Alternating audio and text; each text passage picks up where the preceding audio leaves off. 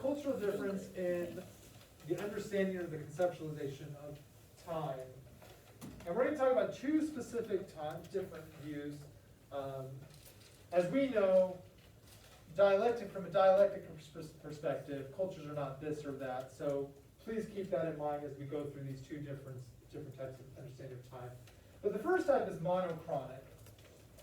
So monochronic time, or people who come from a monochronic orientation, see time as something that has an objective standard, right? Time passes whether something significant happens or not, right? That is really important to get. So in U.S.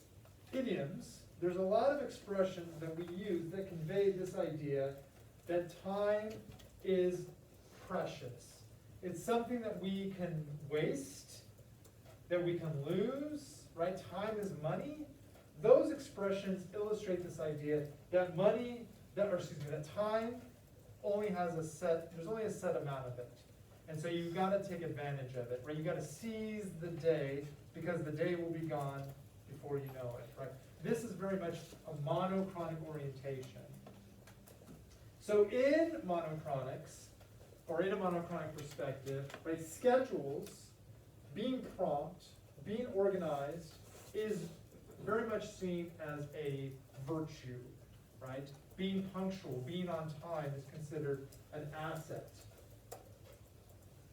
And oftentimes, relationships are often sacrificed at the expense of fulfilling some deadline or some obligation that you have.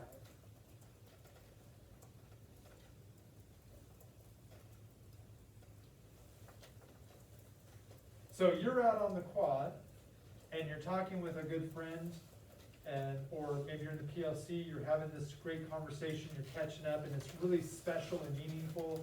But then you happen to take a look at your watch, if you have a watch, or your phone, and you're like, oh, I got to get to class.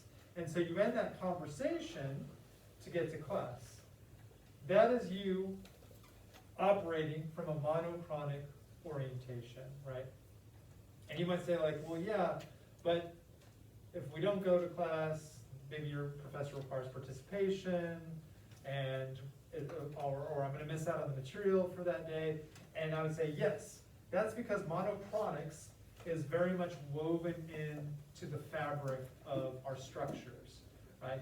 And there are strengths to monochronics, right? So I just kind of mentioned a weakness or a limitation of it. There are certainly strengths to monochronic as well. The Industrial Revolution very much was driven by a monochronic sensibility, right? The creation of assembly lines were very much built on an idea of monochronic time, right? But this stands very much in stark contrast to a polychronic orientation, which very much sees time as immeasurable. It's infinite. It's circular. There's always more time. Like, you can't lose time. So instead of defining time by a clock, it's defined by what's happening in regards to events, in regards to relationships, and so forth. So it's when something happens. So here, if a new student asked you, what time does class start? You'd be like, oh, 10:45. That is a monochronic answer. But in many places around the world, if you ask them, what time does school start? The answer would be when the teacher gets there, right? That is a very different marking of time. It's based on events happening, based on relationships rather than on people. And so I can very much relate to the story. When I was in college, I had an opportunity to go to Costa Rica. And while I was there, me and some friends, we visited a local church. And so we called the church the night before and like, hey, what time does the church start? 9 o'clock. Very similar to the one that you all just discussed. And so we got there at 8:45 with our monochronic selves. And 9 o'clock comes, there is not a single person at this church. 9:15, nobody's there. 9:30, the first like 2-3 people start showing up. The church didn't actually start in our minds till 10 o'clock, and we were very much operating we were very much operating based on this monochronic sense of time as opposed to how they were operating. And they actually have a phrase for this in Costa Rica. It's called Tico time. It's the idea that time kind of just moves the way that it moves. Or in Spanish, you have que sera sera, what happens, happens. The bus is very similar. Like you could get the bus schedule and it says like it's gonna stop at 8:45.